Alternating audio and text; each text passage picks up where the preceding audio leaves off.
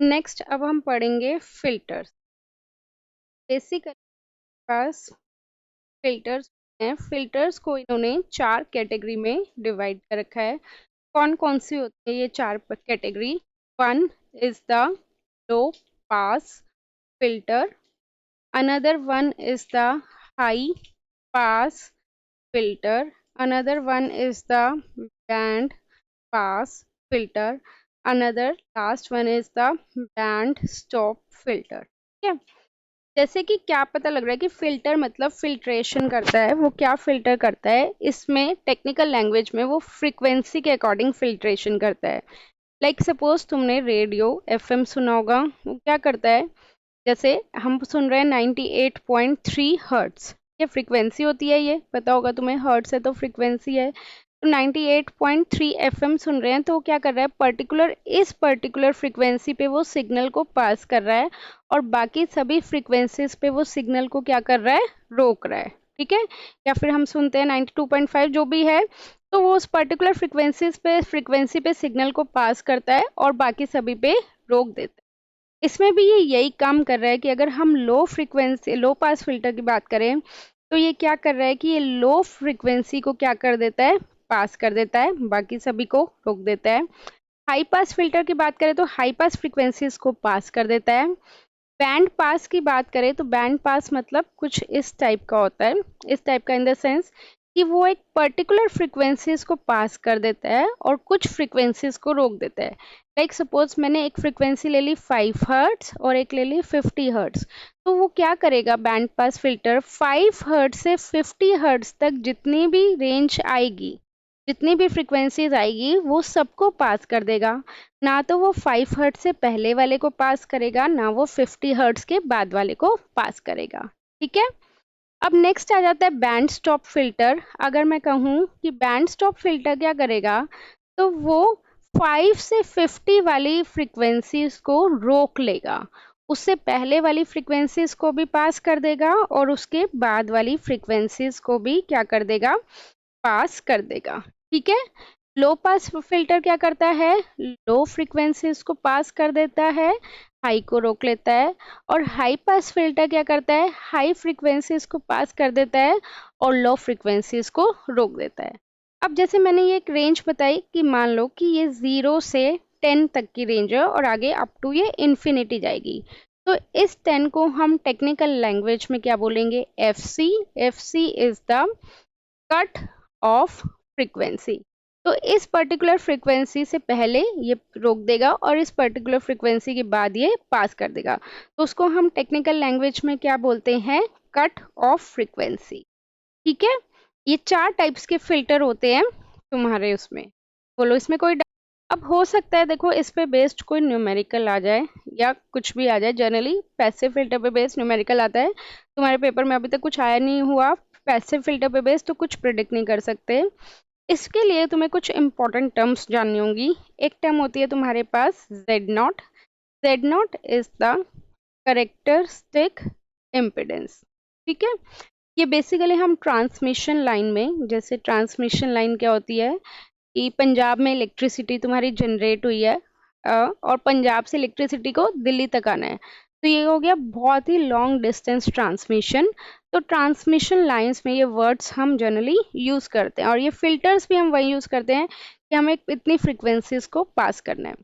तो एक टर्म होती है Z naught. Z naught is the characteristic impedance. इसका फॉर्मूला होता है Z O C into Z S C. What is Z O C? O C का मतलब क्या होगा, ओपन सर्किट। ठीक है, और जेड का मतलब क्या होगा हमारे पास, इम्पीडेंस। जेड एस सी क्या है हमारे पास, शॉर्ट सर्किट इम्पीडेंस।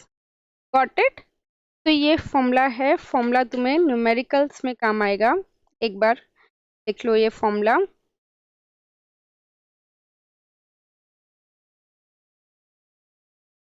चलो अब इसके बाद सबसे पहले हमने किसके बारे में पढ़ा था, लो पास फिल्टर के बारे में। इसके बारे में डिटेल में पढ़ते हैं। First one is low pass filter. Low pass filter को फर्दर 2 कैटेगरी में डिवाइड करा हुआ है, या तो वो टी सेक्शन में होगा या फिर वो पाई सेक्शन में होगा।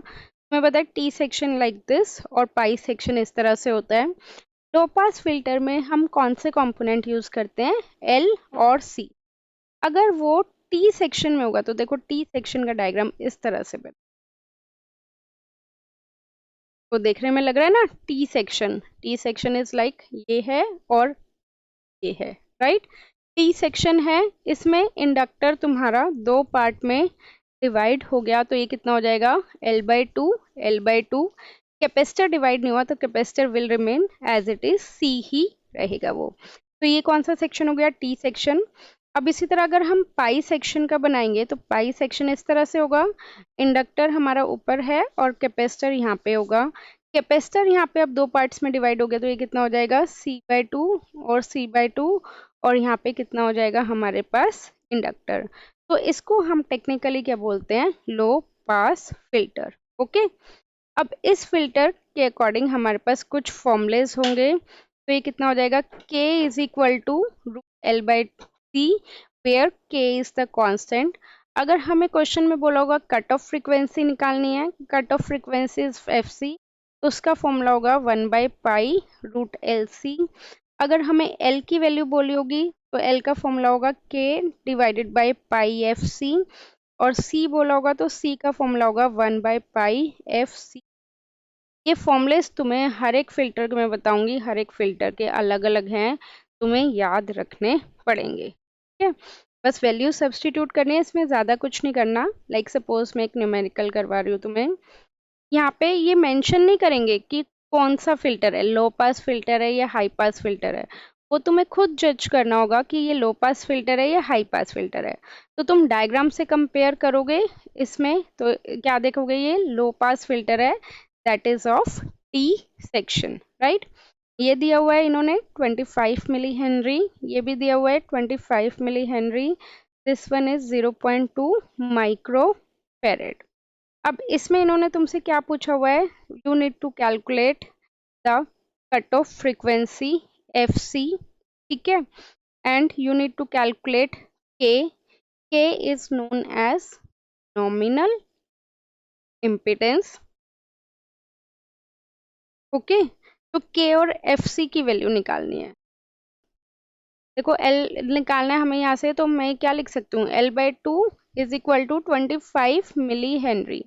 यहाँ से L कितना आ गया, 25 into 2, that is 50 milli henry, right. C already है हमारे पास, हमें K की वैल्यू चाहिए, K का फॉर्मूला होगा √L/C, L भी पता है C भी पता है। हमें FC की वैल्यू चाहिए, FC का फॉर्मूला है 1/π√LC, तो हमें L भी पता है और C भी पता है। इससे हाई बेस्ड न्यूमेरिकल भी होते हैं, बट आई डोंट थिंक कि वो तुम्हें आएंगे, और ना ही वो तुम्हें अभी करने चाहिए, because you don't have enough time, right. ये जैसे इन्होंने टी सेक्शन का दिया हुआ है, इसी तरह ये पाई सेक्शन का भी दे सकते हैं। Got it. नेक्स्ट, जैसे हमने पढ़ा था लो पास फिल्टर के बारे में, अब हम नेक्स्ट पढ़ेंगे हाई पास फिल्टर के बारे में। एक second, next one is high pass filter. High pass filter को भी दो कैटेगरी में डिवाइड करा है, या तो वो होगा टी सेक्शन या फिर क्या होगा, पाई सेक्शन। अब इसका डायग्राम देखो, टी सेक्शन में ऊपर कैपेसिटर होता है और नीचे इंडक्टर, अपोजिट है, बिल्कुल ऐसे याद कर लेना। यहाँ पे L और C था, यहाँ पे C और L है। अब कैपेसिटर दो में डिवाइड हो गया तो यहाँ पे 2C आ जाएगा, यहाँ पे L ही रहेगा। पाई सेक्शन के लिए कैपेसिटर ऊपर और इंडक्टर यहाँ पे, तो ये हो गया हमारे पास पाई सेक्शन के लिए। नेक्स्ट थिंग, ये कैपेसिटर C है, ये 12 हो गए। नहीं, ये ना फिक्स्ड होती है, इसमें हम कुछ, ये तो मैंने तुम्हें याद करने का तरीका बताया था, बट हर एक फिल्टर का अपना अपना डायग्राम फिक्स्ड होता है, इसके पीछे पूरी डेरिवेशन होती है, पूरा लॉजिक होता है, वो लॉजिक डेरिवेशन तुम्हें नहीं करनी, ठीक है।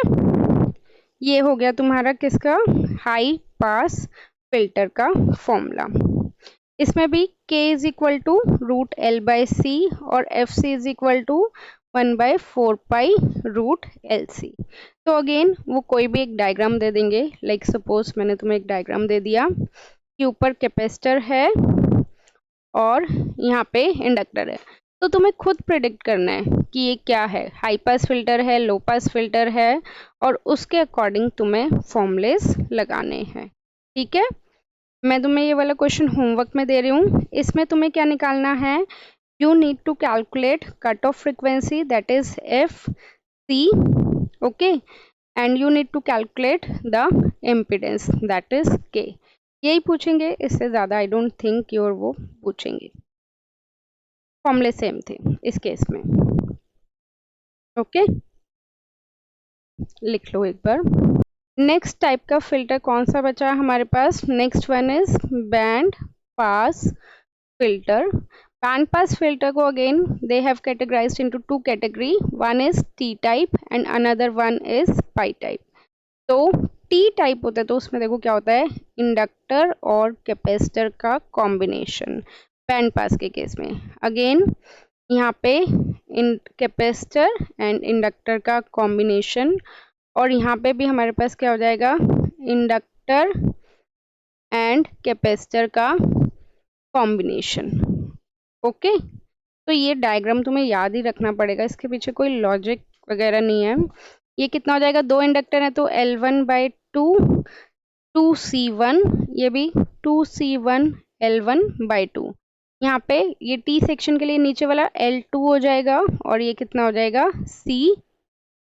सिमिलरली अगर हम पाई सेक्शन के लिए देखेंगे तो पाई सेक्शन के लिए क्या हो जाएगा इस टाइप से, तो यहाँ पे हमारे पास इंडक्टर और कैपेसिटर कॉम्बिनेशन में, सिमिलरली पैरेलल में इंडक्टर और कैपेसिटर कॉम्बिनेशन में, सिमिलरली यहाँ पे इंडक्टर और कैपेसिटर कॉम्बिनेशन में। ठीक है, ये L1 C1 और यहाँ पे 2L2 C2/2 2L2 और C,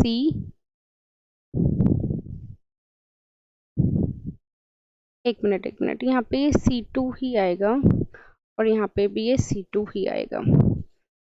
ठीक है, क्लियर। ये है अब हमारे पास डायग्राम, एक बार बना लो। नेक्स्ट वन, एक ये पैसिव फिल्टर के टाइप बताए हैं मैंने तुम्हें। Next one is band stop filter. इसमें भी अगेन टी सेक्शन और पाई सेक्शन। टी सेक्शन इस तरह से होता है, इसमें हमारे पास L और C का पैरेलल में कॉम्बिनेशन है, यहाँ पे हमारे पास L और C का पैरेलल में। लास्ट वाले केस में बैंड पास में देखो L और C का सीरीज में था, यहाँ पे L और C का पैरेलल में है। अब यहाँ पे देखो नीचे L और C का पैरेलल में था तो यहाँ पे कैसे होगा, ऐसे कंपैरिजन में याद कर सकते हो, L और C का सीरीज में। Got it. इसी तरह अगर हम पाई सेक्शन का बनाएंगे तो यहाँ पे L और C का क्या था सीरीज में, तो यहाँ पे क्या होना चाहिए पैरेलल में, और यहाँ पे नीचे L और C का पैरेलल में था तो यहाँ पे क्या होना चाहिए L और C का सीरीज में। Got it. तो ये हो जाएगा हमारे पास L1/2 L1/2 2C1 2C1 L2 C2 L1 C1 2L2 C2/2 2L2 C2/2। ठीक है, ओके।